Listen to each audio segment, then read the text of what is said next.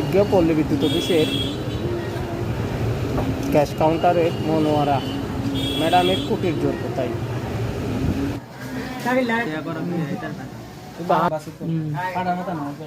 তুই লাইনের মাঝে হো তুমি যাই লাইনের মাঝে 1 ঘন্টা তো বেশি তোমার ব্যাগ কা দিয়ে ব্যাগ দিয়ে দেয় মানে 12 বেশি হয়ে যাবে।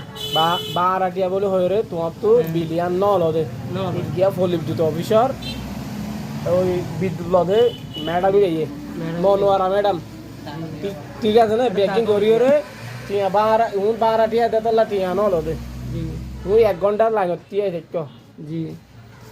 আচ্ছা তুই কি করো তা আই গাড়ি চালাই দিয়ে গাড়ি চালাতে আচ্ছা ঠিক আছে তাহলে। আসলে এই ছেলেটা অত্যন্ত নম্র ভদ্র শান্ত প্রিয় ছেলে। সে একটা মিনি টমটম চালিয়ে তার জীবিকা নির্বাহ করে।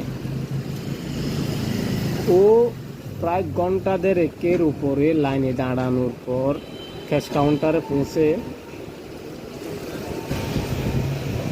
বিলটা দিতে পারে নাই। এর ড্রাইভার কে নেবে?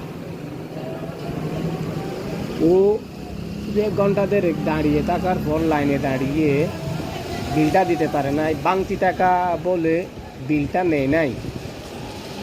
কেন নেই নাই? বাংতি টাকা কি নেওয়ার কোনো নিয়ম নাই ব্যাংকে বা অফিস আদালতে? আসলে এই ম্যাডামের কুটির জোর কোথায়? আমিও এরকম একটা শুনে পড়ছিলাম কিছুদিন আগে। আসলে এইভাবে সাধারণ জনগণকে হয়রানি করার কোনো এখতিয়ার নেই সরকারি কর্মকর্তা কর্মচারীদের।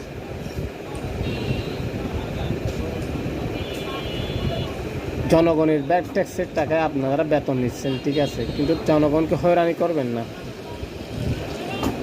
ঈদগাঁও জোনাল অফিসের কর্মকর্তা কর্মচারীদের দৃষ্টি আকর্ষণ করছি, আপনারা এইভাবে জনগণকে হয়রানি করবেন না। এ ধরনের কর্মকর্তা কর্মচারীরা সরকারকে জনগণের সাথে মুখোমুখি দাঁড় করানোর চেষ্টা করতেছে। তারা বিভিন্ন অনিয়ম ও দুর্নীতি করে সরকারের উপর দায় চাপানোর চেষ্টা করতেছে। ঈদগাঁও উপজেলা বিএনপির নেতৃবৃন্দরা এই বিষয়ে সোচ্চার হন। আপনারা তাদের কার্যক্রমের করুন। এভাবে চলতে থাকলে সরকারের মুখোমুখি হয়ে যাবে জনগণ।